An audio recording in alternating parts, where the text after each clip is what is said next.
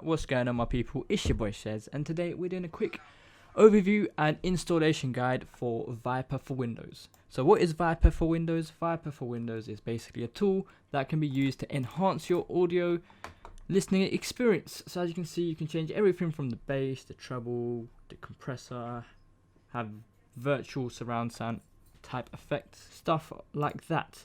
I can't really show you any examples because obviously YouTube compression, obviously you're going to be listening on a different speaker, so it's not going to sound that great. But in my experience, it's a very good tool, and I will recommend downloading it if you want to enhance your audio. So guys, in this folder over here, I've got two different folders. I've got the Viper4Windows program installer. You can install the 32-bit and the 64-bit version. And over here, if you are using a Windows 10 computer, you will need the patcher, right? And I'll have both of them linked down below. So for the installer, right, you just want to install the one that is relevant to you. Just like any other application, you just want to keep clicking next.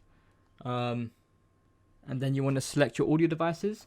And now, once you've done that, you want to reboot your computer.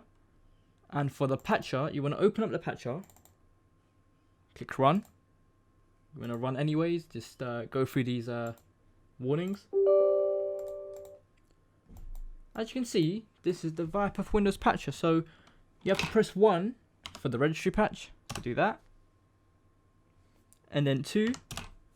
This is the menu where you can select your audio devices and whatnot. Just do that, and then number 3. On this menu, you can restart your audio services. But to be honest, if you just want to reboot your computer, that would work as well.